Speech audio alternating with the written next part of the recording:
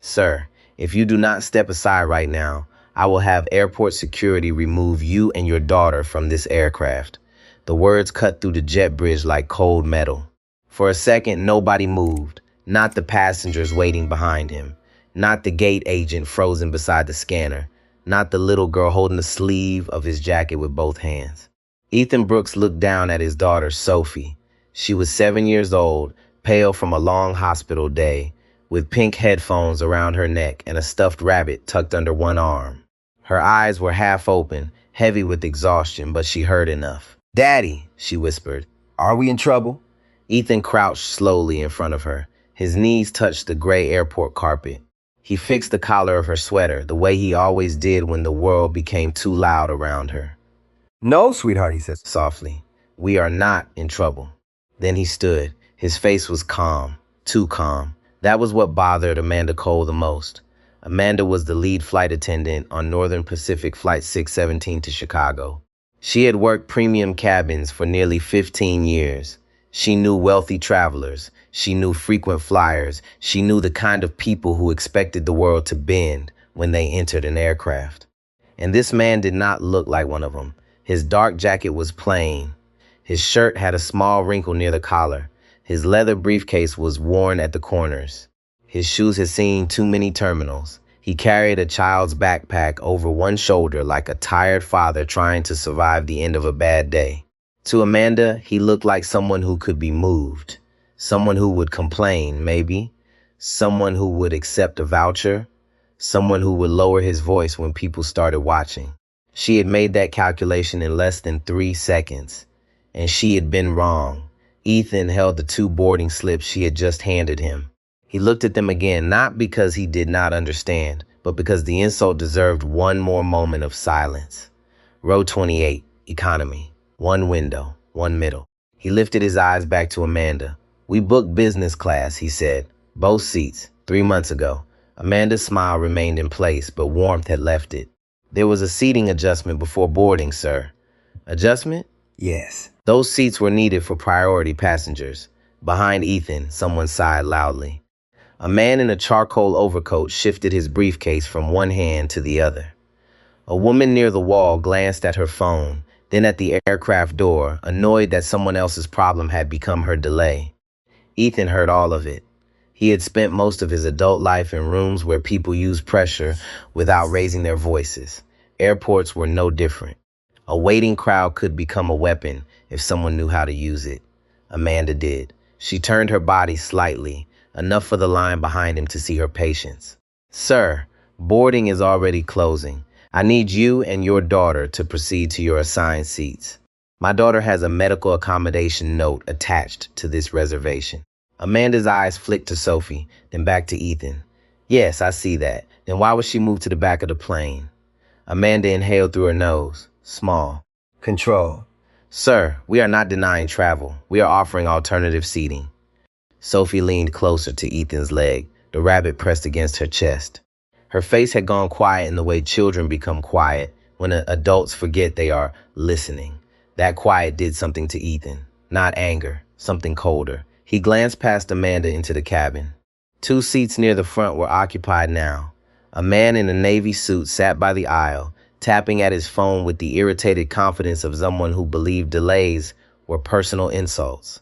Beside him, a woman in oversized designer sunglasses rested her head back as if none of this had anything to do with her. Those were Sophie's seats. Not because Ethan wanted luxury. Not because he wanted champagne. Not because he cared about status. Because after treatment, Sophie sometimes became sick when cabin pressure changed. Because her doctor had recommended front cabin seating when available. Because Ethan had paid for space, quiet, and the simple mercy of letting his daughter sleep without being wedged between strangers. He had done everything right. Booked early. Submitted the note. Confirmed twice. Arrived before the door closed. And still someone had decided that his child's need mattered less than another passenger's status. Ethan turned back to Amanda. "I would like the reason for this reassignment in writing." Her expression changed. Not much, but enough. The smile tightened. Her chin lifted. Her eyes sharpened with the sudden awareness that this man was not following the expected script.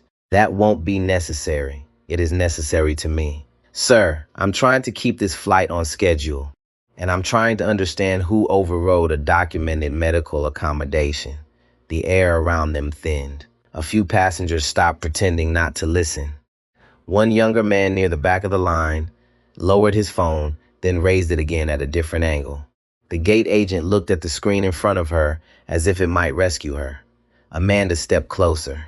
Sir, she said, quieter now, if you continue to delay boarding, I will have to involve the captain. Ethan nodded once. Please do. That was when Amanda felt the first real crack in her confidence.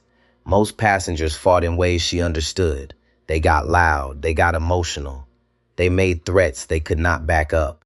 Then the crew could label them disruptive, and the system would know what to do with them. But Ethan did none of that. He did not raise his voice. He did not insult her. He did not move aside. He only stood there with his daughter's small backpack on his shoulder and a folder of documents inside a battered leather briefcase. Amanda turned and disappeared into the cabin. The jet bridge fell into a strange silence. Sophie looked up at her father. Are the big seats gone? Ethan crouched beside her again. He brushed a loose strand of hair away from her forehead. Her skin felt warm, but not feverish, tired. Too tired, maybe for a minute, he said. She studied his face. Children knew when adults were lying. Sophie had learned that in hospitals, where nurses smiled too brightly and doctors used gentle voices before difficult words. But Ethan was not lying. Not exactly. He was holding back the part of the truth she did not need to carry. Inside his jacket pocket, his phone vibrated once. He did not check it. Not yet. 2 terminals away, on the private side of the airport, a white Gulfstream sat under floodlights, with its engines cold and its crew waiting for a call from his office. Ethan had not planned to use it. He rarely did. He believed commercial systems should work for ordinary people, not only for the powerful. That belief had shaped his career. It had made him respected. It had made him feared. And tonight, it was about to make this flight very difficult for everyone who thought he was just a tired father with no options. At the aircraft door, footsteps approached. The captain was coming. Captain Robert Hayes stepped out of the cabin with the slow confidence of a man who expected silence to follow him. He was in his mid-50s, tall, broad through the shoulders, with silver hair trimmed close and a uniform pressed so sharply it seemed almost armored. He had spent decades in cockpits. He knew emergencies. He knew delays. He knew nervous passengers, angry passengers, frightened passengers, and he believed he knew this kind of passenger too. A man holding up boarding over a better seat. That was the story Amanda had given him. It was the story that fit neatly into the schedule. It was the story that allowed everyone else to keep moving. Robert stopped in front of Ethan and looked past him first, toward the line of waiting passengers. That small gesture said everything. He did not see a father yet. He saw a delay. Sir, the captain said, his voice firm but polished, I'm told you're refusing to proceed to your assigned seats. Ethan noticed the wording immediately. Assigned, not reassigned, not downgraded, not taken from him after payment and documentation. Assigned. He kept his face still. I'm asking why my daughter's medical accommodation was removed without notice, Ethan said, and why our paid business class seats were given away. Amanda stood half a step behind the captain. Her hands were folded in front of her. Her mouth was tight. She looked professional, but her eyes were watching the crowd. She wanted witnesses, just not the kind Ethan was creating. Captain Hayes gave a short nod. There was an operational adjustment. Ethan looked at him for a long second. Operational adjustments usually involve weight balance, safety equipment, aircraft changes, or crew limitations, he said. Not replacing a child with 2 late connecting passengers. The line behind him shifted. Someone whispered, Wait, what? The captain's jaw moved once. I'm not going to discuss other passengers with you. You already did, Ethan said. Your crew called them priority. Amanda stepped in quickly. They are executive partner travelers. Their connection was delayed. We had to make accommodations. There it was, clearer now. Not safety, not medical need. Status. A status that apparently weighed more than a doctor's note. Sophie stood close to Ethan, one small hand still wrapped around his sleeve. Her stuffed rabbit hung upside down from her other arm. She was trying to be brave, but her eyes had changed. They were too alert now, too awake. A child should not have had to study adult power this closely. Ethan glanced down at her. You okay? She nodded because she wanted to help him. That hurt more than if she had cried. Captain Hayes followed Ethan's gaze for half a second, then looked away. Mr. Brooks, he said, reading the name from the boarding slip in Amanda's hand, we are not denying transportation. We are offering you seats on this aircraft. If your daughter requires medical care beyond what standard commercial travel can provide, then perhaps this flight is not appropriate for her. The words settled like ice.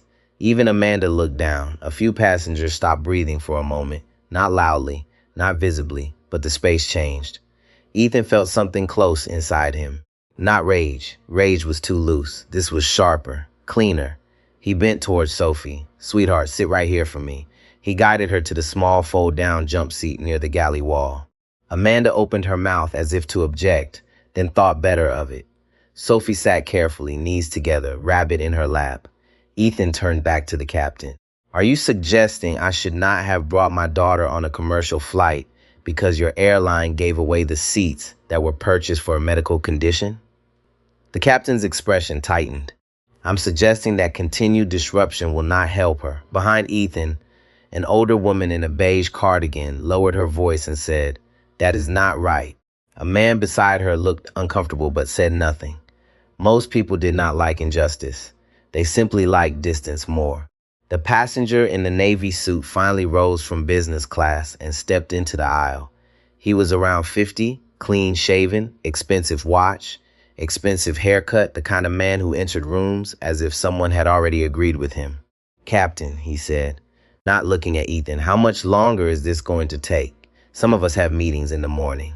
Ethan turned slowly. The man noticed him then, really noticed him, and seemed faintly annoyed by the requirement. Ethan asked, did you know those seats were already assigned? The man blinked. Excuse me? Did you know those seats belonged to a child with a medical accommodation? The woman in sunglasses remained seated, but her face turned slightly toward them. The man gave a short laugh. Not loud, worse, dismissive. I requested the service level I'm entitled to. What the airline does after that is not my concern. For the first time, Amanda's eyes flickered. She knew how that sounded. So did the captain. Ethan nodded once. That answers my question. Captain Hayes stepped closer. This conversation is over. You may either take the seats currently assigned to you or leave the aircraft. Sophie looked up when she heard leave. Her little fingers tightened around the rabbit's ear. Ethan saw it. The whole world narrowed to that small movement. He remembered the hospital that afternoon. The white walls, the plastic bracelet around Sophie's wrist, the way she had smiled at the nurse even after the blood draw, the way she had asked if the plane seats would be big enough for her to sleep. He had promised her they would. Promises mattered when children had already lost control over too many things. Ethan turned back to the captain. I want your full name. Robert Hayes stared at him. For what purpose? For the written complaint, for the denial of documented medical accommodation, and for the passenger handling record. Amanda's voice sharpened. Sir, threatening crew members will not help you. Ethan looked at her. I'm asking for accountability. If that sounds like a threat, you may want to ask yourself why. Silence. Hard silence. The kind that makes people aware of their own breathing. The younger man who had been recording lifted his phone a little higher. The gate agent saw it and swallowed. She had been trying to stay invisible behind the scanner, but invisibility was getting harder. Captain Hayes turned toward her. Call airport security. The gate agent hesitated. Captain, maybe operations should review the accommodation file first. Amanda shot her a look. The captain did not even turn his head. Call security. The gate agent picked up the phone. Sophie slid off the jump seat and came back to Ethan. She did not run. She walked carefully, like the floor might be unstable. When she reached him, she pressed against his side. Daddy, she whispered, I feel sick. Everything in Ethan changed. His face did not, but inside every line became clear. He crouched, one hand on her shoulder. Okay. Breathe slow. In through your nose. She tried. Her breath trembled. The older woman in the beige cardigan stepped out of line. She opened her purse and held out a sealed bottle of water. For her, she said. Ethan looked at her, and for a moment his controlled expression softened. Thank you. The woman nodded once. Her eyes were wet, but her voice was steady. I have grandchildren. That was all she said. But it mattered. One human being had stepped out of the crowd. And once one person did, the silence around everyone else became harder to excuse. Captain Hayes glanced toward the gate. Two airport security officers were approaching from the terminal, walking fast but not running. One was a woman in her 40s with tired eyes and a calm face. The other was younger, broad-shouldered, scanning the crowd. Amanda exit as if help had arrived. Ethan did not move. His phone vibrated again inside his jacket. This time, he took it out. One message glowed on the screen. Hold position. No signature. None needed. Ethan locked the phone and slipped it back into his pocket before anyone could read it. But the captain saw the movement. So did Amanda. So did the man in the Navy suit. Something in the air shifted. Not enough for them to understand. Enough for them to wonder. The female officer stopped a few feet away. Sir, she said, not unkindly, can you tell me what's going on? Before Ethan could answer, Captain Hayes spoke. This passenger is refusing crew instructions and delaying departure. Ethan looked at the officer. My daughter's medical accommodation was knowingly overridden for non-safety reasons. I asked for written documentation. They called you. The officer's eyes moved to Sophie, then to the boarding slips, then back to Ethan. Do you have the medical note with you? Yes. Amanda stiffened. The captain's face changed by a fraction. Ethan opened his worn leather briefcase. Inside, everything was organized. Not flashy, not hurried. A printed itinerary, a physician letter, seat confirmations, accommodation records, names, dates, receipts. The female officer took the papers. She read. The jet bridge was silent except for the low hum of the aircraft and Sophie's uneven breathing. After a moment, the officer looked up. Captain, she said, were the front cabin seats available when this reassignment was made? The captain did not answer right away. And in that pause, the truth became louder than anything he could have said. Captain Hayes looked at the papers in the officer's hand as if they had betrayed him. For a moment, he said nothing. The jet bridge held his breath. The female officer waited. She did not rush him. Her badge read Ramirez.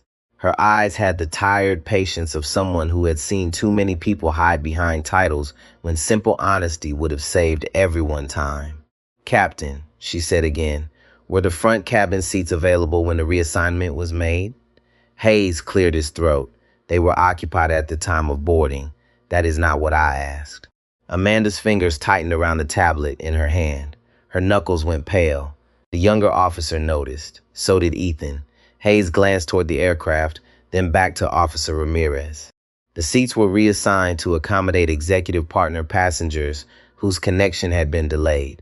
Ramirez looked down at the medical note again, so the reassignment was not safety related. Hayes did not answer. He did not need to. The silence did it for him. Behind Ethan, the crowd shifted in a way crowds do when they understand they are watching the story change. A few minutes earlier, many of them had seen Ethan as the obstacle.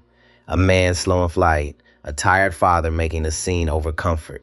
Now they saw the folder, the doctor's letter, the child drinking water with both hands, the captain's pause. That pause had weight. The older woman in the beige cardigan whispered, Lord have mercy. No one told her to be quiet. Amanda stepped forward, trying to regain control. Officer, we offered them alternate seats together. We were trying to keep the flight moving. Ethan looked at her.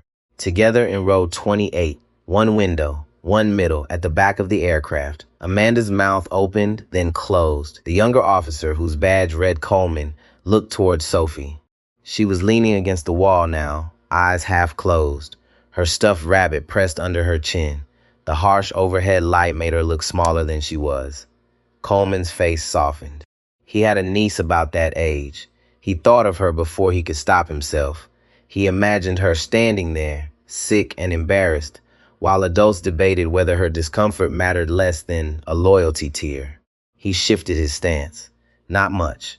Just enough to stop looking like security called to remove someone and start looking like a witness. Ramirez handed the documents back to Ethan.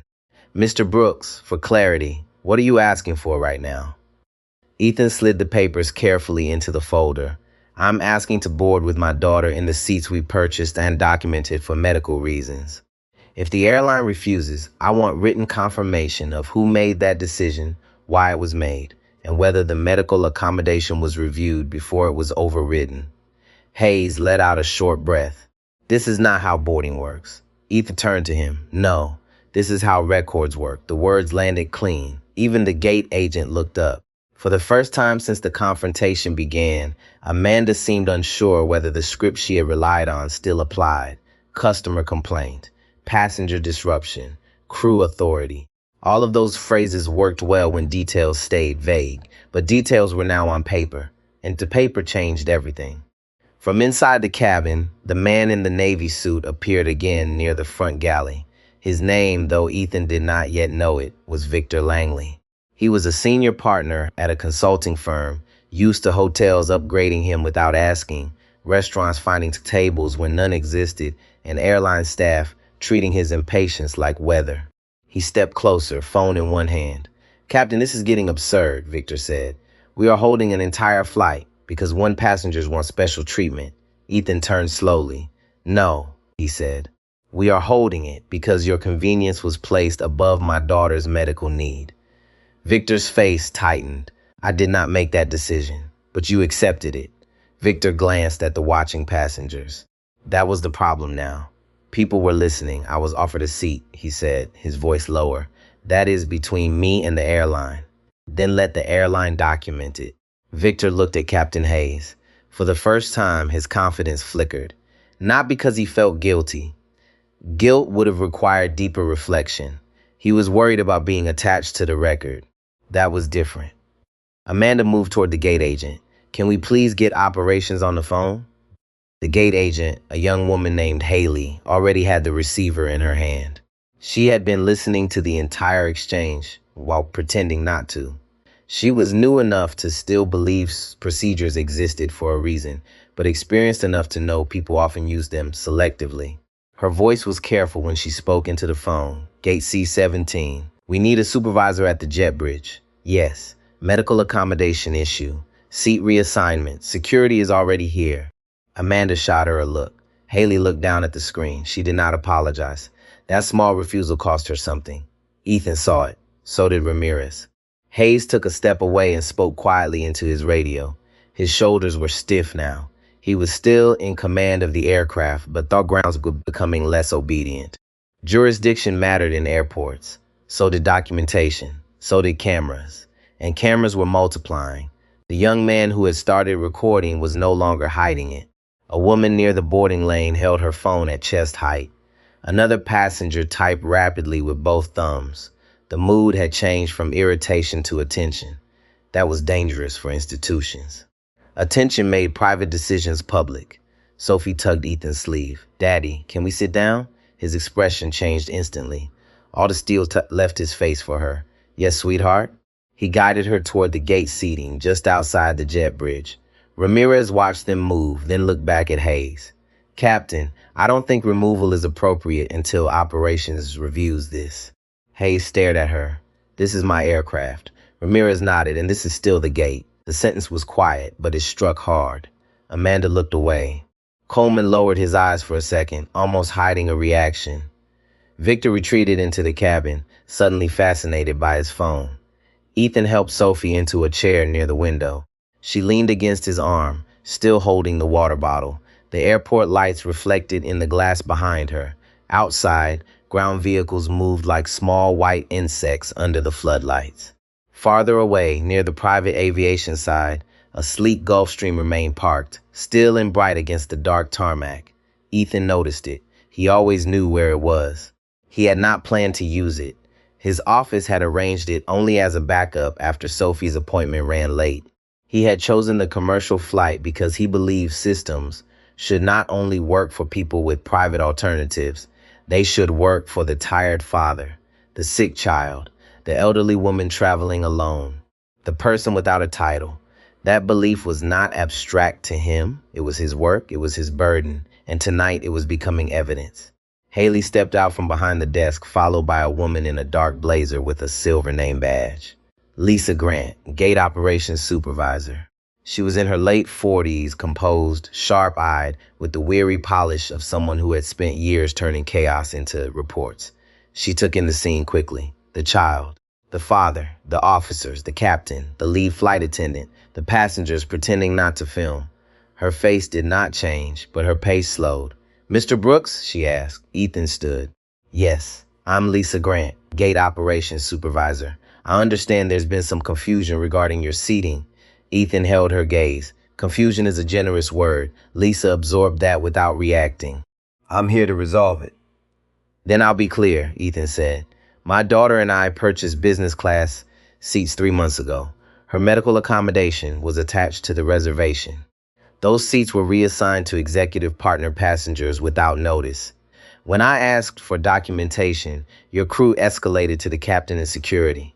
Lisa looked at Amanda. Amanda did not speak. That told Lisa more than an explanation would have. Captain Hayes stepped in. "We need to depart. This delay is affecting crew timing and passenger connections." Lisa nodded once, but her eyes stayed on Ethan. "Mr. Brooks, if we restore your original seats, will you board?" The question hit the space like a dropped glass. Amanda turned. Hayes stared. Victor appeared again in the cabin doorway. Ethan did not answer immediately. He looked at Sophie. Her eyes were closed now, but her hand still clutched the rabbit. Then he looked back at Lisa. Are the seats available? Lisa hesitated. That hesitation said yes. Ethan's voice lowered. Then the reassignment was a choice, not a necessity. No one corrected him. Because no one could. Lisa Grant did not answer right away, and that silence told everyone more than policy ever could. She looked through the aircraft door toward the first few rows of business class. Victor Langley stood in the aisle with one hand on the seat back, his phone pressed against his thigh. Claire Monroe remained seated near the window, her sunglasses now pushed up into her hair. Neither of them looked comfortable anymore. The cabin had gone still.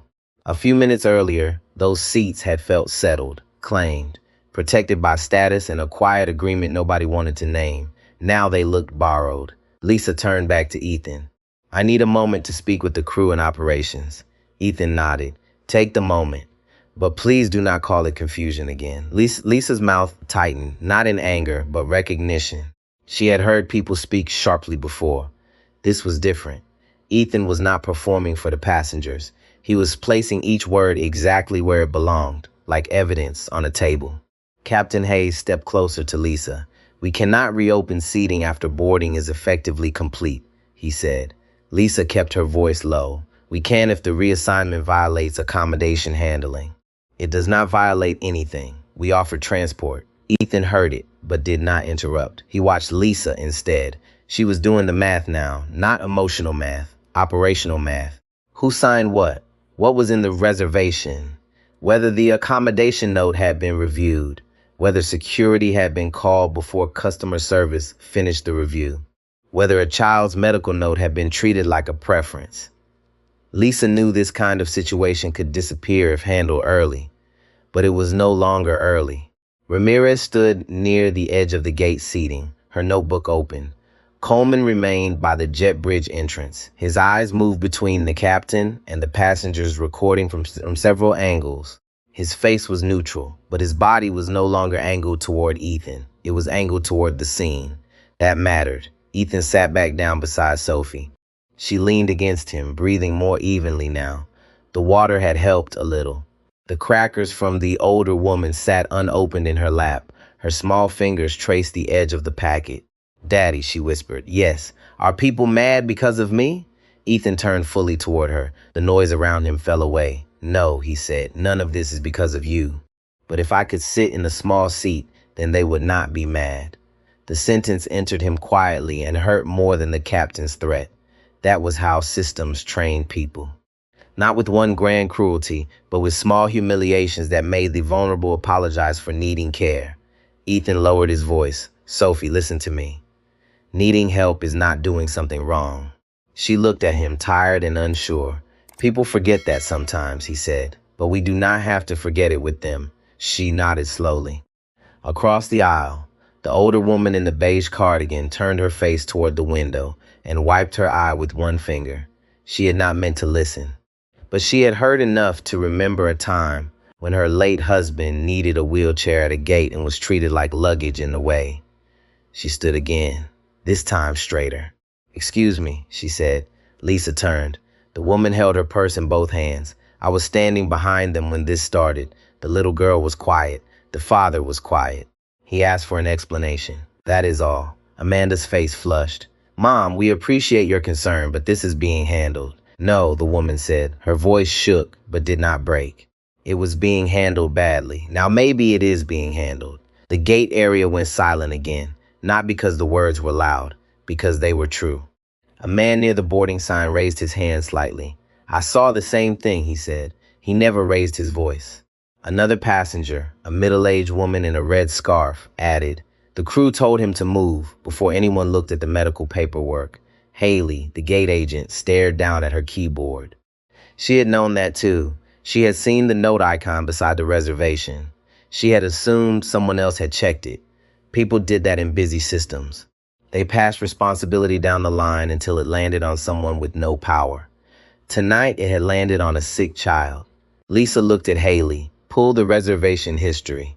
Haley typed quickly. Amanda moved closer. "Lisa, we had a partner desk request. It came through as high priority." "I did not ask what priority it came through as," Lisa said. "I asked for the history." Amanda stopped. Captain Hayes stared at Lisa now, no longer hiding his irritation. "You are undermining crew authority in front of passengers." Lisa turned to him. "I am protecting the record in front of witnesses." That sentence changed the temperature of the room. Ethan looked up. For the first time, he saw Lisa clearly. Not as a gate supervisor trying to make a problem go away, but as a woman who had just chosen the harder side of the procedure, the side that might cost her a reprimand, the side that might also be right. Haley's printer clicked, then Word. A sheet slid out, then another. The sound was small, almost ordinary, but everyone near the desk seemed to hear it like a verdict beginning. Haley read the screen, then looked at Lisa. There was a medical accommodation flag added 3 months ago. Front cabin recommended when available. Check-in agent acknowledged it earlier this evening. Lisa held out her hand. Haley gave her the printout. Lisa read. Her face changed by a fraction. Captain Hayes saw it. "What?" Lisa did not answer him immediately. She read the second page, then the third. "The original seats were released manually," she said. Amanda swallowed. Victor stepped out from the aircraft doorway. "Released manually meaning what?" Lisa glanced at him, meaning someone changed the assignment after check-in. Victor's lips pressed together. Claire looked away. Ethan stood. "Who changed it?" No one moved. Even the air seemed to stop. Lisa looked at the printout again. Her eyes flicked once toward Amanda, then to the captain. Amanda's voice came out low. "I approved the change after the partner desk contacted us." "And the medical note?" Lisa asked. Amanda hesitated. "I saw there was a note. Did you open it?" Amanda's eyes moved to Sophie, then away. No, the word was quiet, but it filled the gate. Ethan did not react. That made it worse. People expected anger to relieve pressure. His stillness gave them nothing to hide behind. Captain Hayes stepped in. The crew made a reasonable judgment call under departure pressure. Ethan turned to him. "A reasonable judgment call requires reviewing the facts." Hayes' face hardened. "You are not in a position to lecture me on operational judgment." Ethan held his gaze. "Not tonight, Captain?" There it was again, that calm edge. That sense of something just out of view. Lisa noticed it. Ramirez noticed it. Even Victor noticed it now. Lisa lowered the papers. "Mr. Brooks, may I ask what line of work you are in?" Ethan looked at Sophie first. She was watching him with tired eyes, still too young to understand why adults only asked that question after they had been cruel. He buttoned his jacket once. "I work in compliance." Amanda blinked. Lisa did not. Her face went very still. "What kind of compliance?" Ethan's voice stayed even. "Aviation partner compliance. Accommodation handling. Passenger escalation. Reporting integrity." The words landed one by one. Not loud. Not dramatic. But every person who understood airports understood enough. Captain Hayes said nothing. Amanda's tablet lowered slowly in her hand. Lisa looked back at the printout as if it had become heavier. Then the phone at the gate desk rang. Haley picked it up. "Gate C-17. She listened. Her eyes widened slightly. "Yes, Mom. Yes, I understand." She placed the receiver against her shoulder and looked at Lisa. "Operations says hold the flight." Captain Hayes took one sharp step forward. For what reason? Haley's voice came out smaller now. Senior review. The departure board still set on time. Everyone knew it was lying. Outside the window, beyond the runway lights, the white Gulf Stream at the executive stand remained perfectly still. Ground vehicles had begun to gather near it. Radios flickered in the hands of workers on the tarmac. Lisa looked from the window to Ethan. Ethan said nothing. He did not need to. The story had moved beyond the gate. And now the system was starting to answer. That atmosphere at gate C-17 changed after the hold order. Not loudly, not all at once, but people felt it. The captain no longer looked like the unquestioned authority in the room. Amanda no longer stood with the certainty of someone protected by routine procedure. Even Victor Langley had stopped pacing the aisle with executive irritation and started watching Ethan with careful eyes, because something about this quiet man no longer fit the story they had created for him. Ethan sat beside Sophie near the terminal window. The overhead lights reflected softly across the glass behind them. Outside, baggage carts crawled beneath floodlights. Fuel trucks moved slowly across the tarmac. Farther away, near the executive aviation corridor, the white Gulfstream remained parked exactly where it had been 20 minutes earlier, still waiting, still holding position. Sophie rested her head against Ethan's shoulder. "You okay?" he asked quietly. She nodded, though her face remained pale. "I'm tired. I know. Are we still flying tonight?" "Yes." "In the big seats?" Ethan smiled faintly. "We'll see." Children accepted uncertainty more honestly than adults did. They did not need polished language.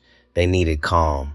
Ethan had learned that during long nights, beside hospital beds and early mornings in specialist waiting rooms, fear became smaller when someone steady stayed beside it.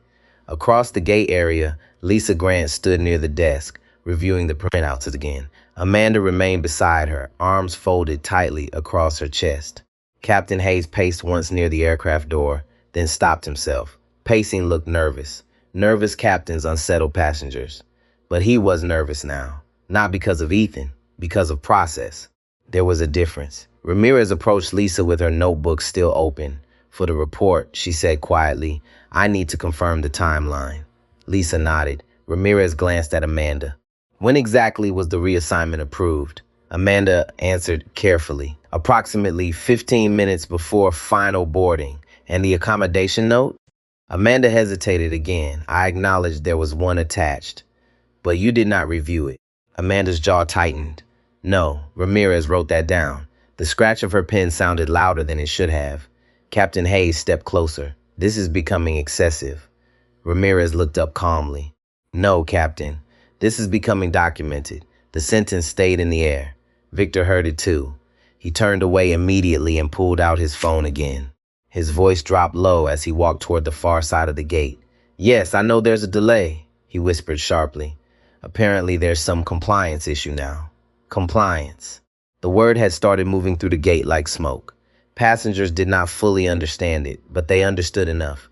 It sounded expensive, dangerous, official. Lisa walked toward Ethan. Her heels clicked softly against the polished floor. She stopped beside his seat and lowered her voice. "Mr. Brooks, I need to ask something directly." Ethan looked up. "Go ahead." "When you said you work in aviation compliance, who exactly do you work for?" He studied her for a moment before answering. "Regional partner oversight." Lisa waited. Ethan did not elaborate. That was intentional. Real authority rarely introduced itself quickly. People with power usually talked less because systems already recognized them when necessary. Lisa understood that, which was exactly why her concern deepened. "Did you contact someone after the reassignment?" she asked. Yes. "Who?" "My office." The answer was simple, too simple. Lisa glanced unconsciously toward the motionless Gulfstream outside, then back to Ethan. "Was the hold order connected to that call?" Ethan folded his hands calmly. The hold order was connected to an unresolved accommodation escalation involving a protected passenger. Lisa exhaled slowly. Not a threat. Not technically. Worse. Language like that came from someone deeply familiar with internal review procedures. Captain Hayes overheard enough to step forward again. "You filed a report before the flight even departed?" Ethan met his eyes. "I requested documentation multiple times before security was called. You escalated this deliberately." No, Ethan said quietly. Your crew escalated it when they ignored the documentation. Amanda looked away first. That small movement did not escape anyone. The older woman in the beige cardigan watched everything from 2 rows away. She noticed how Ethan never once raised his voice, never insulted anyone, never used the little girl as emotional leverage. He simply kept returning to the same point. The note existed. The crew ignored it. The record mattered. That consistency was beginning to affect people more than outrage would have. Haley's terminal beeped again. Another incoming message. Her eyes moved across the screen quickly, then widened. Lisa. Lisa turned immediately. What is it? Haley swallowed. Senior Airport Operations is requesting a direct review at the gate. Captain Hayes stared. For a seating dispute?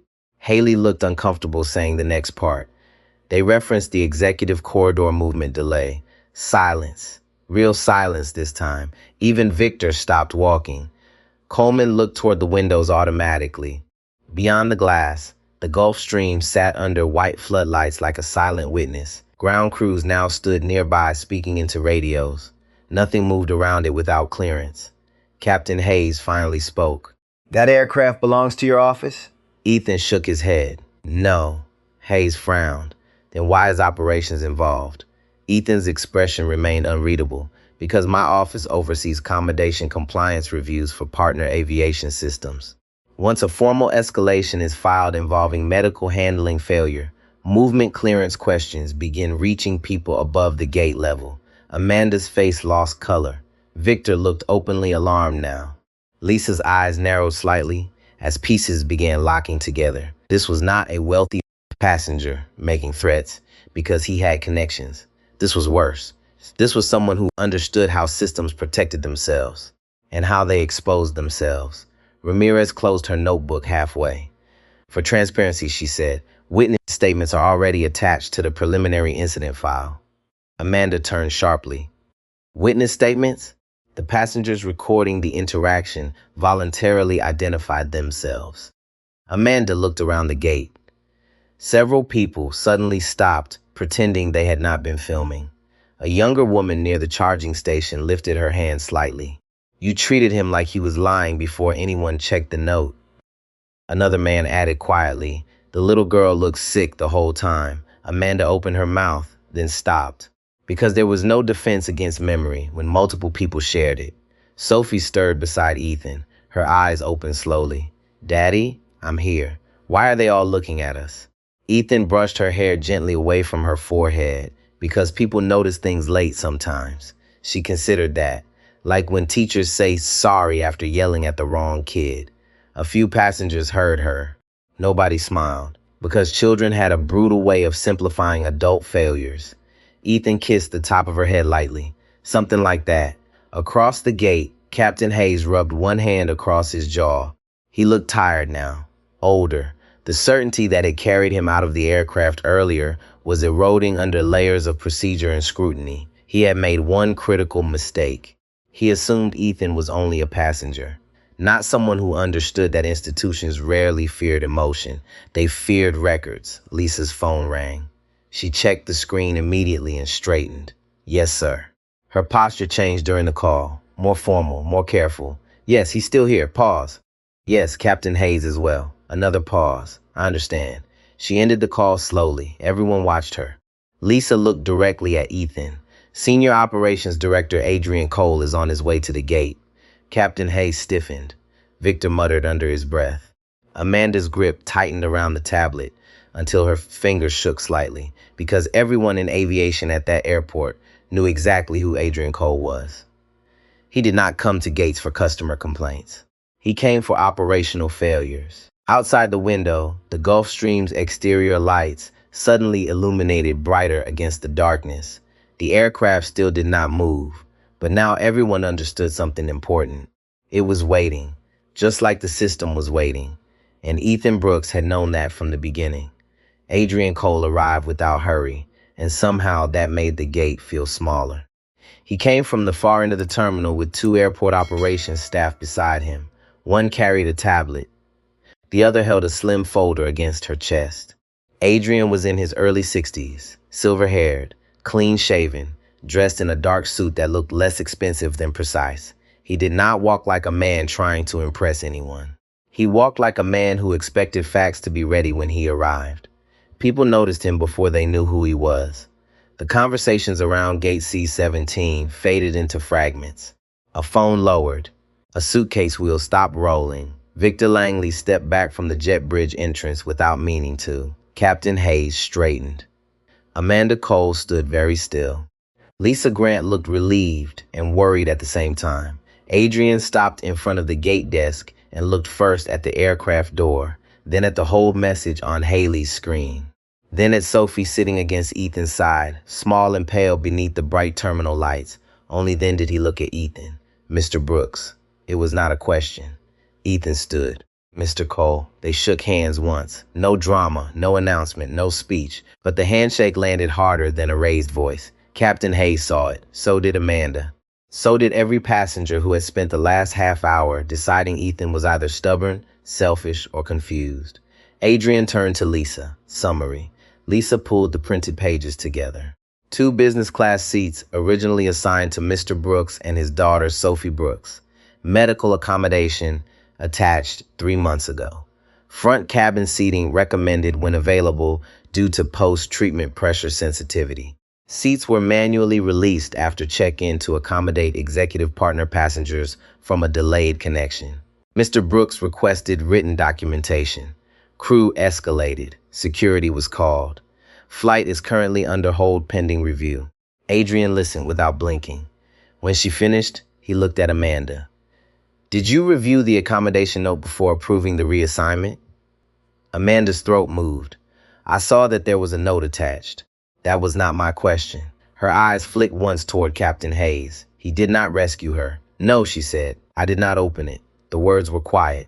But they had nowhere to hide. Adrian made a note on his tablet. Then he turned to Captain Hayes. And you? Hayes looked offended before he looked concerned. I was brought in after the passenger refused to move. My priority was restoring boarding flow. Did you review the accommodation before threatening removal? The captain's jaw tightened. I relied on my lead flight attendant's assessment. Adrian nodded once. That is also not an answer. A faint murmur moved through the gate. Hayes heard it. His face colored. No, he said. I did not review it personally. Ethan looked down at Sophie. She was awake again, but quiet. Her eyes moved from face to face as if trying to understand why adults needed so many words to say what they had done. Adrian followed Ethan's gaze. His tone changed when he spoke again. Not softer exactly, more human. Miss Brooks, are you feeling all right? Sophie looked at her father first. Ethan nodded. She answered in a small voice. My stomach hurts a little. Amanda looked at the floor. Victor shifted near the aircraft door. Claire Monroe removed her sunglasses completely now.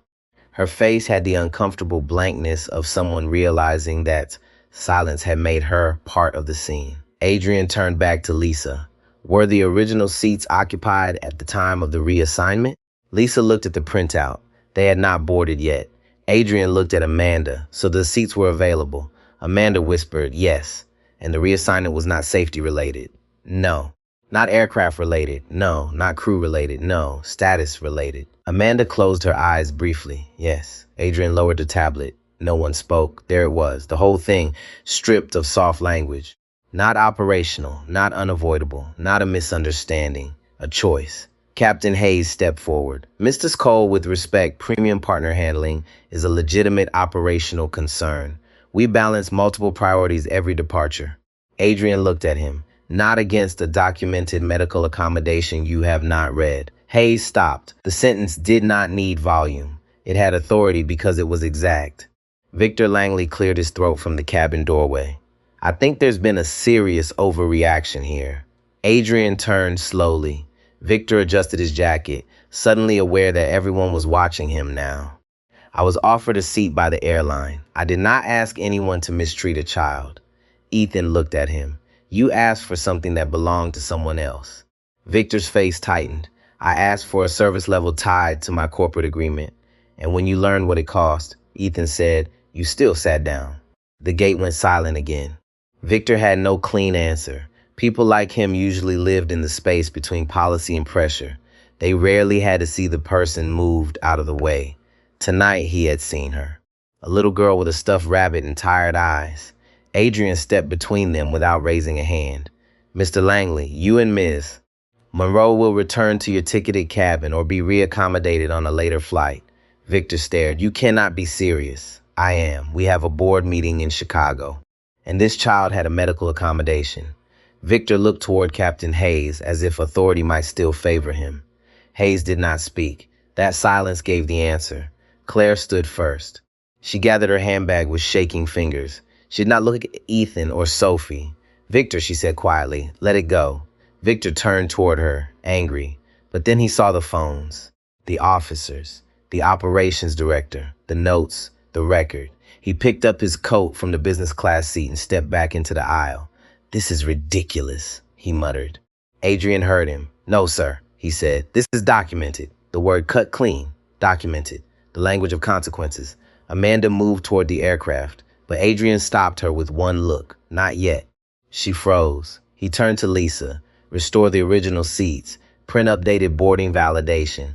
Attach the medical accommodation note to the incident record. Preserve the seat reassignment history. Also preserve all gate communications from the partner desk. Lisa nodded. Yes, sir. Haley began typing immediately. Her hands shook a little, but her face looked clearer now, as if doing the right thing had given her back some oxygen. Ramirez closed her notebook. For airport security records, I'll note that removal was requested before documentation review was completed. Captain Hayes looked at her sharply. That is not necessary. Ramirez met his eyes. It is accurate. Coleman stepped closer, silent but present. Hayes looked away. For the first time all night, the captain seemed smaller than his uniform.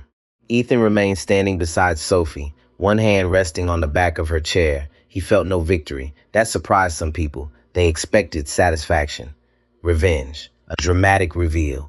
But Ethan felt only the heaviness that comes when a preventable harm finally gets recognized. Recognition did not erase it. It only stopped it from continuing. Amanda approached him slowly. Mr. Brooks. He turned.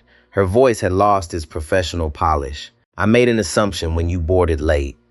I saw a tired father with a child, and I thought you would accept the change if we pushed hard enough. Ethan said nothing. Amanda swallowed. That was wrong. Yes, Ethan said. One word, not cruel, not forgiving. Just true. She looked like she wanted more from him. Absolution, maybe. A way to feel less exposed in front of the crowd.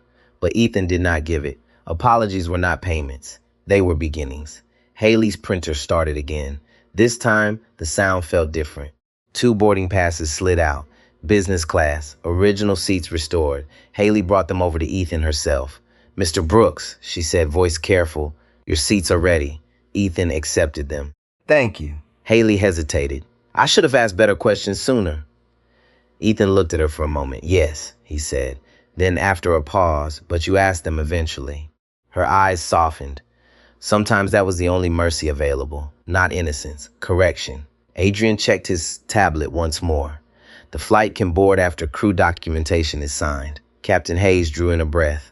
Signed by whom? Adrian looked at him. You. Ms. Cole. Gate operations. Security will attach observations. This becomes a compliance event, not a customer service complaint. The distinction hit the gate like thunder without sound. Customer service complaints could be smoothed over with miles, vouchers, apologies.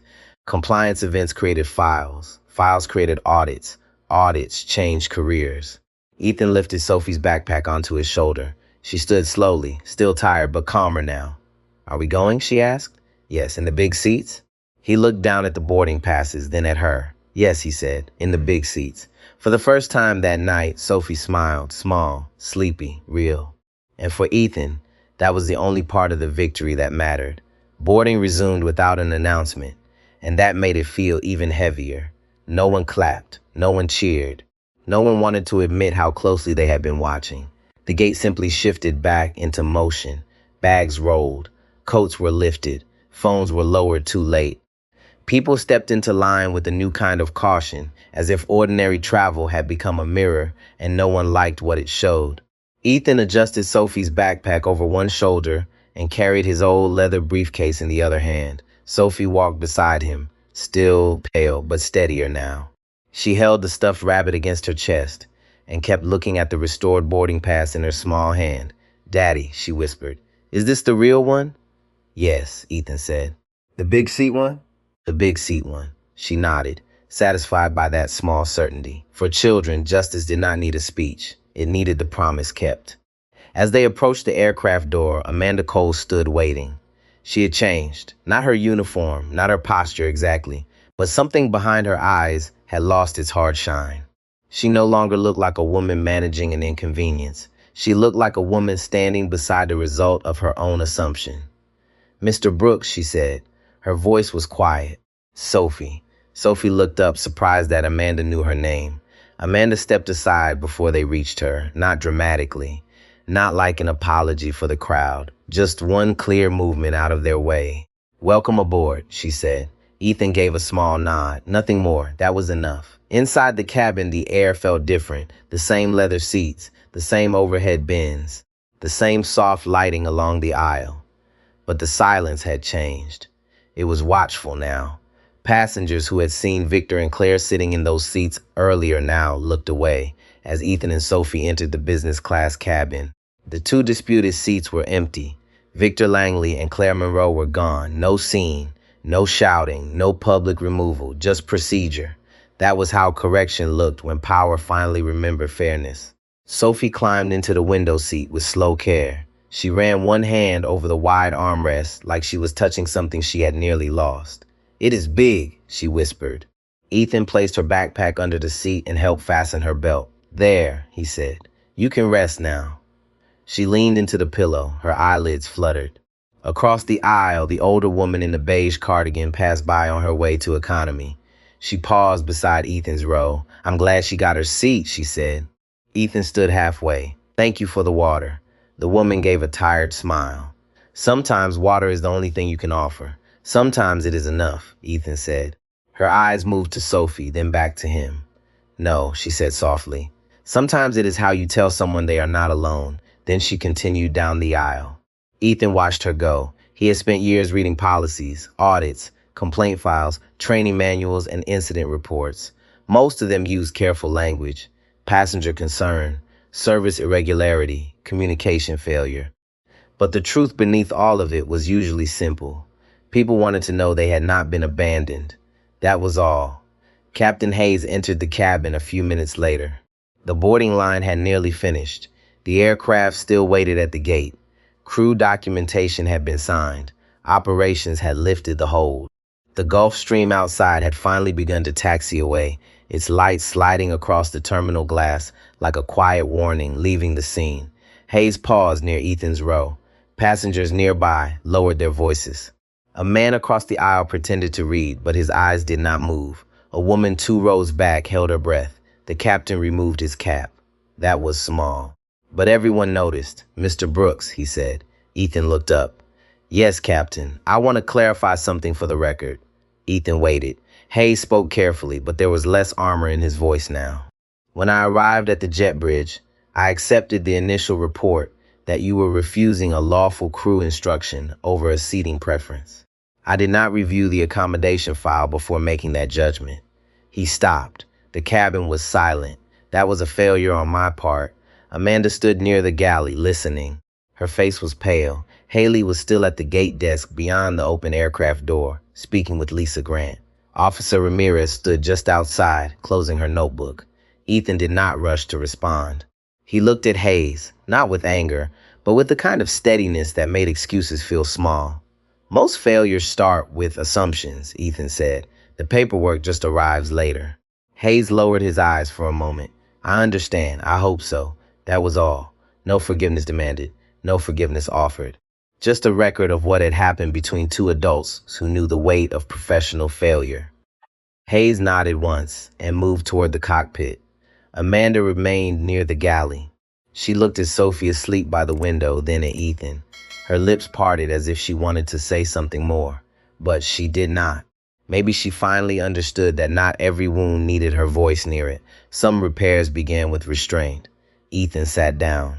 For the first time in nearly an hour, he allowed his body to feel tired. His shoulders lowered, his hand loosened around the briefcase handle.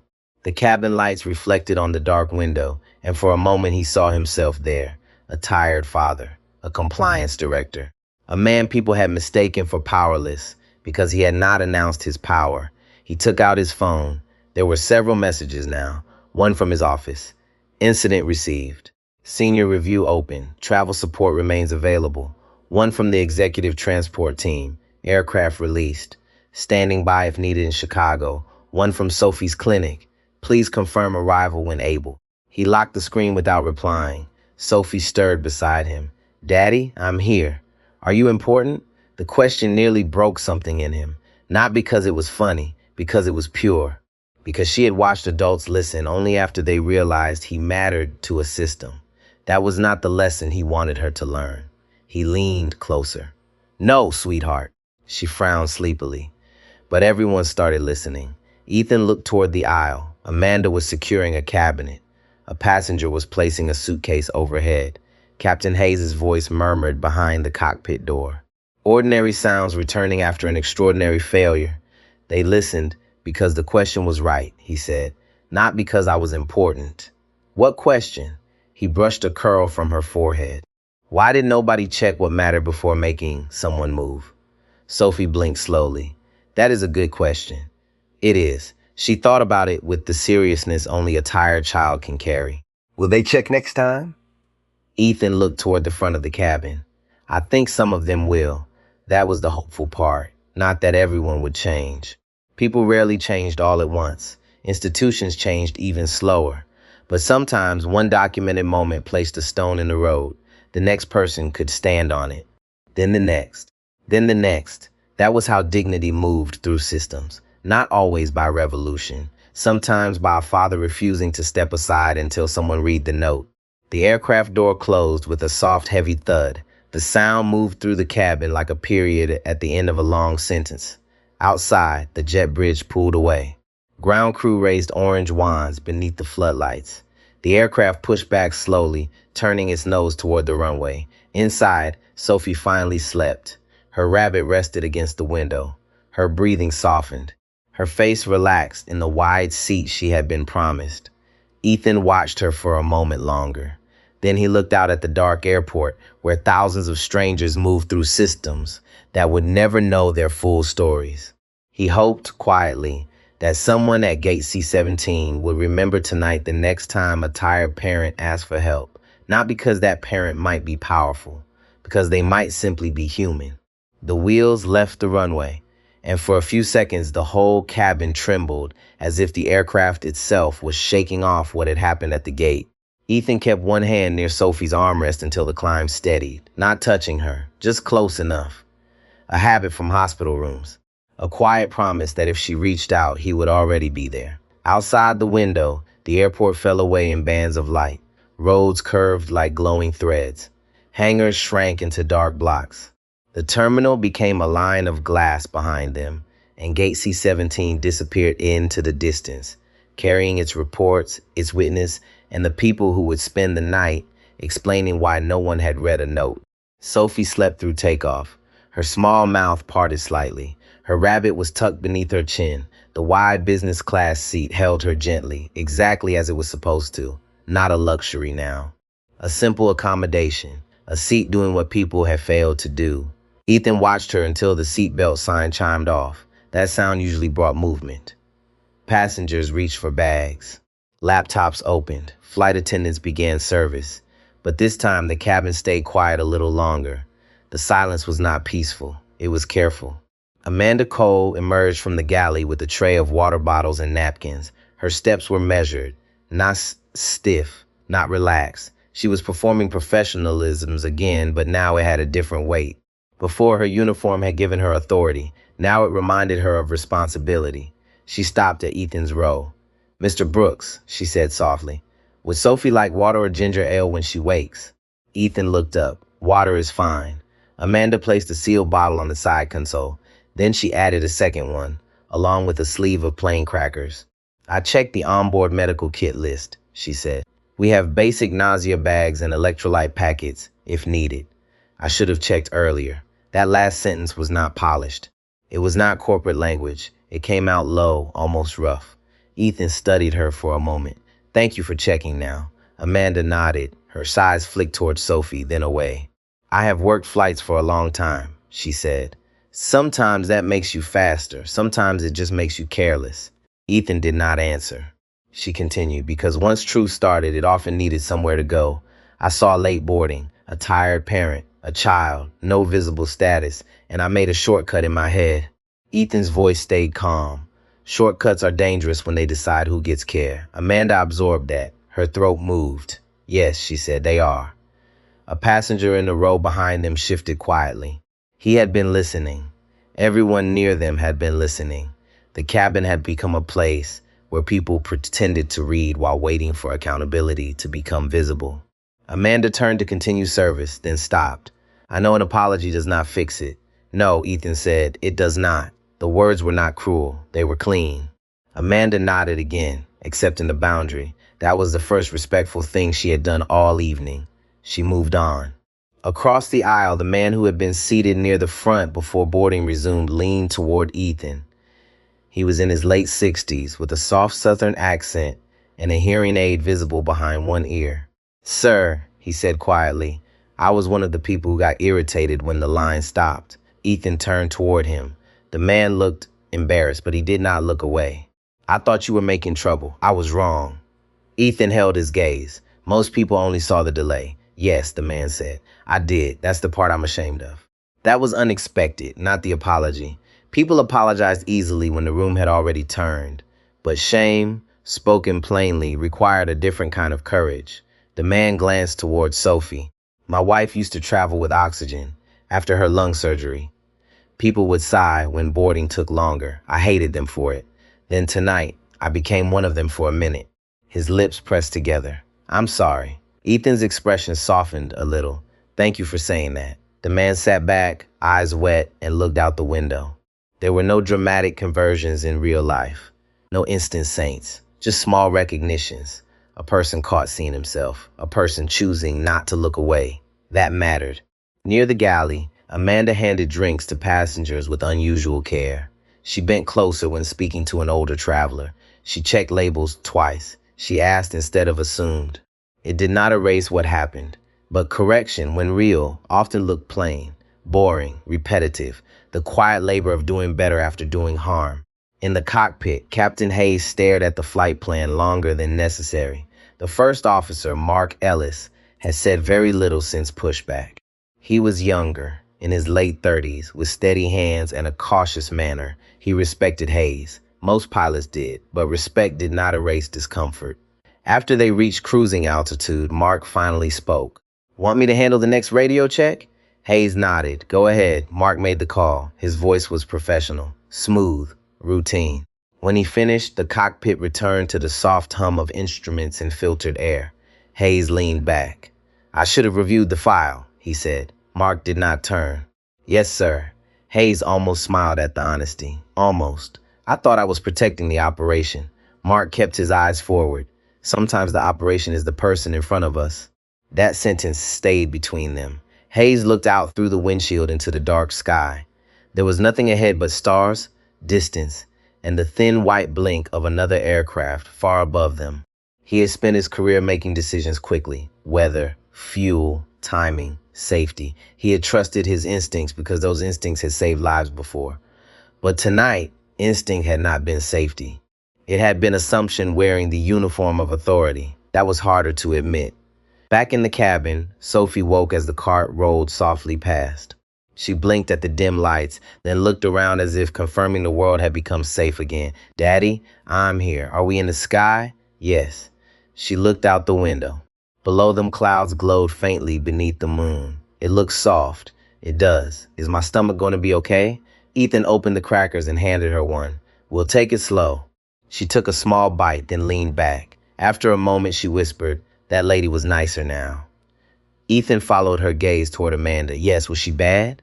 The question was simple. The answer was not. Ethan turned towards Sophie. He spoke quietly, careful with every word. She made a bad choice, a hurtful one. Sophie frowned. But people can stop? Yes, he said, if they are willing to see what they did. She thought about that, like saying sorry and then doing different. Ethan smiled faintly. Exactly like that. Sophie nodded, satisfied. Then she took another tiny bite of cracker. Children could hold justice and mercy in the same small hand. Adults spent lifetimes complicating both. Ethan's phone buzzed again. He checked it this time. A message from Adrian Cole. Formal review initiated. Preliminary records preserved. Thank you for your restraint. Ethan looked at the words for a moment. Restraint. People praise restraint after the fact. But they rarely understood what it cost in the moment. The swallowed anger, the measured breath, the refusal to give someone the outburst they were waiting to use against you. He typed back only 4 words. Thank you for acting. Then he set the phone down. A few rows back, Amanda stood alone in the galley for a moment. She gripped the edge of the counter and closed her eyes. She could still see Sophie's face at the jet bridge, the small hand on Ethan's sleeve, the way she had asked if they were in trouble. Amanda had 2 adult sons. When they were little, one of them had asthma. She remembered the panic of searching for an inhaler while strangers stared. She remembered wanting patience from the world, and tonight she had not given it. That realization did not excuse her. It broke through her. She opened her eyes and picked up the service log. Then, without being asked, she began writing her own statement. Not the safest version, not the cleanest version, the true one. In seat 2A, Ethan watched Sophie drift toward sleep again. The aircraft moved steadily through the dark. No one had fixed the world tonight, but one small part of it had been forced to look at itself. And sometimes at 30,000 feet, that was where change began. Chicago appeared beneath the clouds as a wide field of amber lights, and the cabin seemed to lean toward it in silence. The flight had been smooth after takeoff. Too smooth, almost. The kind of smoothness that made what happened at the gate feel sharper, not softer. There had been no shouting in the air, no dramatic confrontation, no public announcement. Just people sitting with what they had witnessed, each of them deciding what kind of memory they would carry off the plane. Ethan had not slept. Sophie had. That was enough. She lay curled in the wide seat, one cheek pressed to the pillow, her stuffed rabbit tucked between her arm and chest. Every now and then, she stirred when the aircraft shifted. Ethan would look over, wait, and let the moment pass. She never fully woke. Amanda checked on them twice more during the flight. Each time, she came quietly. A bottle of water, a folded blanket, a small paper cup in case Sophie felt sick. No speeches, no forced warmth, just service, finally shaped like care, Ethan noticed. He also noticed that she wrote for nearly 20 minutes in the galley after service ended. Her pen moved slowly. She stopped often. She stared at the page. Then she wrote again. Truth was rarely convenient when written by hand. As the aircraft began descent, Captain Hayes made his announcement. Ladies and gentlemen, we have begun our initial descent into Chicago. Weather on arrival is cool and clear. We expect to be at the gate shortly. Please take a moment now to secure your belongings and fasten your seatbelts. His voice was even professional, but Ethan heard the difference.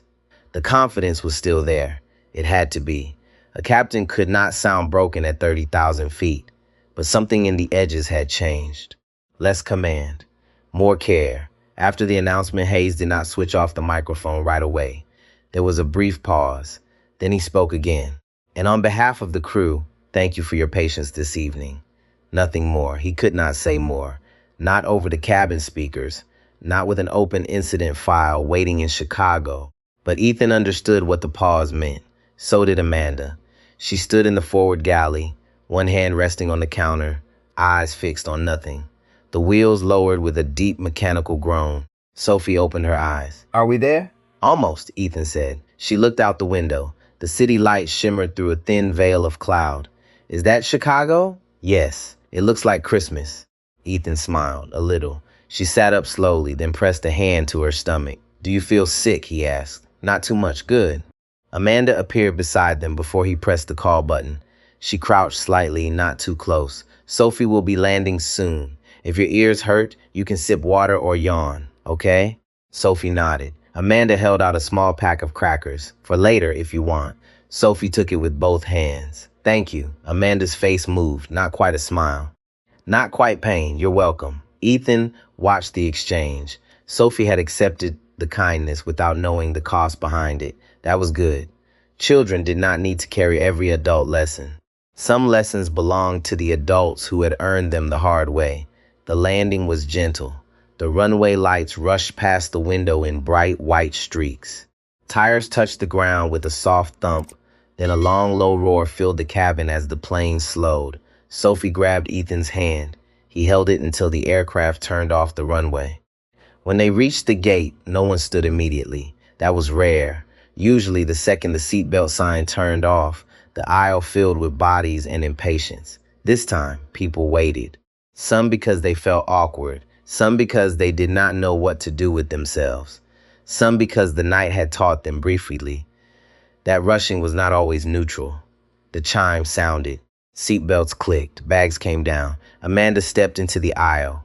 "We'll deplane from the forward door. Please be careful opening overhead bins." Her voice was steady. Then she turned toward Ethan. "Mr. Brooks, if you and Sophie would like a moment before standing, there's no rush." It was a small sentence, but it was the right one. Ethan nodded. "Thank you." Across the aisle, the older man with the hearing aid stood with difficulty. He pulled his coat from the overhead bin, then paused by Ethan's row. "I hope your little girl feels better," he said. Sophie looked up. "I am better." The man smiled. "That's good news." Then he looked at Ethan. "I meant what I said earlier." I know. The man nodded and moved on. A woman from the rear of business class stopped next. She held her phone in one hand, but the screen was dark now. "I recorded part of what happened at the gate," she said quietly. "Officer Ramirez took my information. I did not post it." Ethan looked at her. "Thank you. I almost did," she admitted. "Then I thought maybe the child had been exposed enough for one night." For the first time, Ethan's expression softened fully. "That was kind." The woman looked down.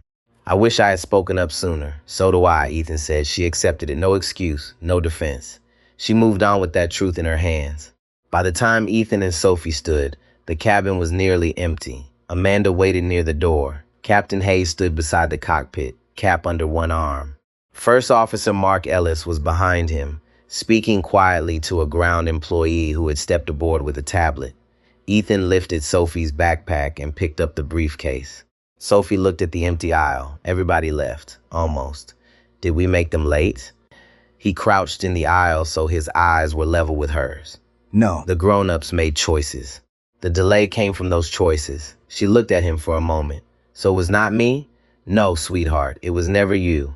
She breathed out as if she had been holding that question all the way from the gate. That was the wound Ethan cared about most. Not the seat, not the captain, not the report.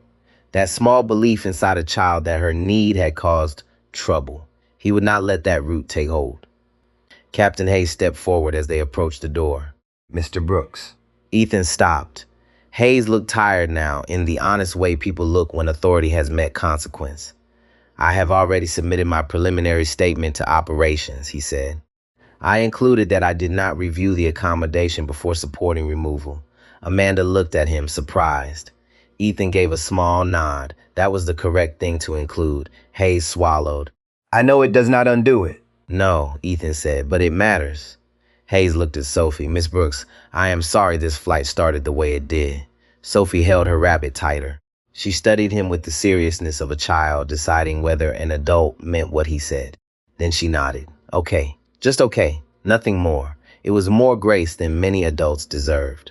Amanda stepped closer but kept respectful distance. "I also submitted a statement," she said. "The full version." Ethan held her gaze. Good. Her eyes glistened, but she did not cry. Maybe she had learned something about not making this moment hers. "Your connection to ground support is waiting," she said. "Operations arranged a cart for Sophie if she needs it." Ethan looked down at Sophie. "Do you want a cart?" Sophie shook her head. "I can walk if you go slow." Ethan smiled. "I can go slow." They stepped off the aircraft into the jet bridge. The air was cooler there. The metal floor gave a faint, hollow sound under their shoes.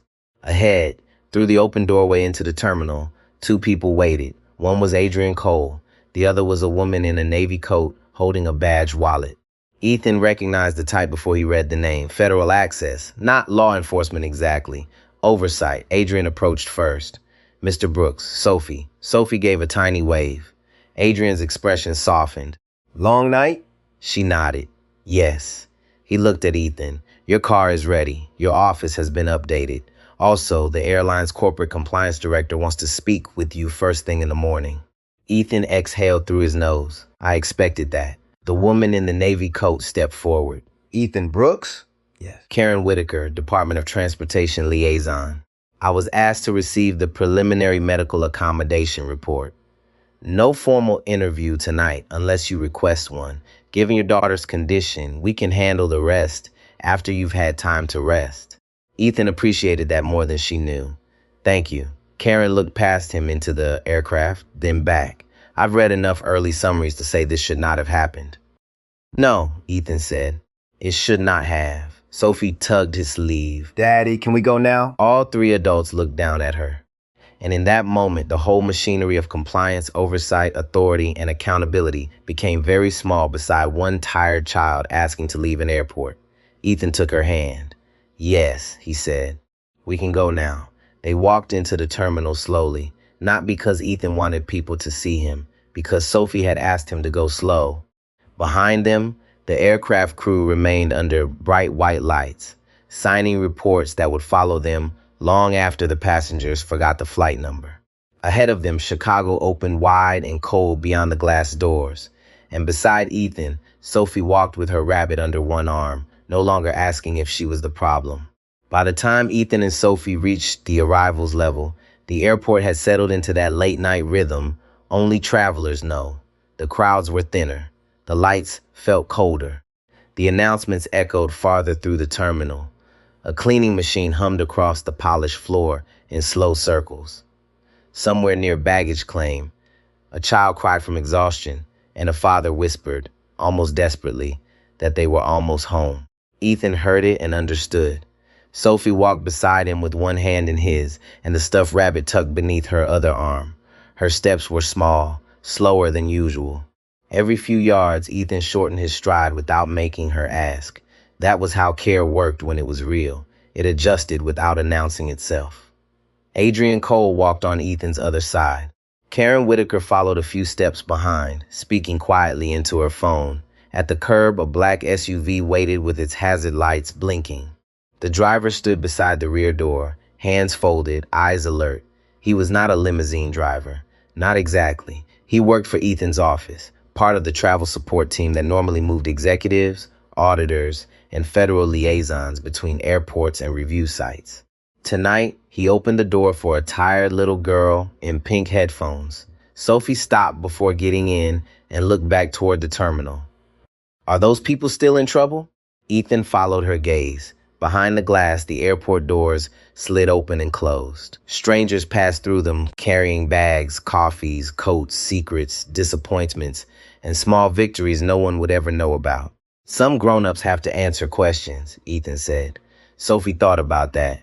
Like when I forget to tell the nurse I feel dizzy. A little like that. But worse? Ethan gave a small breath. Yes. Worse. She climbed into the SUV and settled against the seat. Within seconds, her head tilted toward the window. She was still fighting sleep, but losing. Adrian stood beside Ethan at the curb. Cold air moved between them. A plane roared somewhere in the darkness, climbing out over Chicago. I'll make sure the record stays clean, Adrian said. No soft wording, no customer satisfaction language, accommodation failure, manual reassignment, escalation before review. Ethan nodded. That matters. It does. Adrian looked through the window at Sophie. She handled more than she should have had to. Yes. And you handled it with more restraint than most people would. Ethan looked tired now, not weak, just honest. People keep saying that because it is true. Ethan adjusted the strap of his briefcase. Restraint should not be required for someone to be treated fairly. Adrian did not answer right away. The sentence stood between them, sharp and plain. No, Adrian said at last, it should not. Karen Whitaker ended her call and stepped closer. The airline's corporate office has already requested the preliminary file. They know this will reach their legal and accessibility teams by morning. Ethan gave a slow nod. Good. Karen studied him. You could have made this much louder tonight. I had my daughter with me. That is exactly why some people stay quiet. Ethan looked at the SUV window. Sophie's eyes had closed. Her rabbit rested against her cheek. I know, he said, and that is exactly why I could not. Karen's expression changed, not sympathy, respect. She'd seen many incidents turn into reports. Most became files, some became training.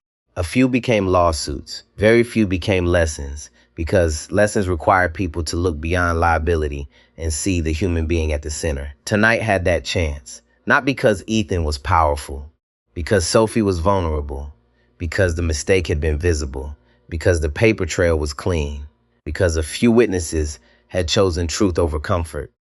Across the airport, inside a small operations office, Lisa Grant sat under fluorescent lights with a paper cup of coffee growing cold beside her. She had already submitted her statement. She had also attached a note of her own, short but direct. Gate operations failed to intervene before escalation. Medical accommodation flag was visible. Earlier review may have prevented harm. She stared at the final sentence before sending it. Her finger hovered over the keyboard. Then she clicked submit. In another office, near crew scheduling, Amanda Cole sat alone at a desk with her uniform jacket folded over the chair beside her. Her handwritten statement had been scanned. Her supervisor had told her not to add unnecessary personal commentary. She added one line anyway. I made an assumption based on appearance and timing, and that assumption affected a child. She read it twice, then she signed her name. Not because it saved her. It would not. There would be review. There might be suspension. There might be retraining. There might be consequences she could not soften with tears. But for the first time that night, Amanda did not want a cleaner version. She wanted the true one. Captain Hayes stood outside the crew room with his phone in his hand. His preliminary statement had already been sent. He had written the line 3 times before leaving it in. I supported removal without personally reviewing the accommodation record. It was the worst sentence in the report. It was also the most important. First Officer Mark Ellis passed him quietly. Hayes stopped him. Mark. The younger pilot turned. Yes, Captain. Hayes looked older under the hallway lights. What you said earlier, about the operation being the person in front of us. Mark waited. You were right. Mark nodded once. No victory in it. Just acknowledgement. That was all grown people could offer sometimes. Not a perfect repair. Not instant redemption. A small piece of truth set down where harm had happened. Outside at the curb, Ethan opened the SUV door and slid in beside Sophie. The driver closed it gently. As they pulled away from the airport, Sophie stirred. Daddy, I'm here. Are we going to the hotel? Yes. Will tomorrow be better? Ethan looked at the city lights passing across the window. Chicago moved around them in quiet silver and gold. Ambulance lights flashed in the distance. A bus hissed at a stop. Somewhere, people were ending shifts, beginning shifts, waiting, healing, surviving. I think so, he said. Sophie's eyes stayed closed. Good. A few minutes later, she was asleep again. Ethan watched her breathing, slow, even, safe. His phone buzzed one last time, a message from his office. Review escalated. Partner airline notified. Training audit recommended across all premium cabin and accommodation handling teams. Ethan read it, then turned the phone face down. The work would continue tomorrow. Meetings, statements, timelines, policies, corrective actions. People would argue over language. Lawyers would narrow meanings. Managers would protect departments.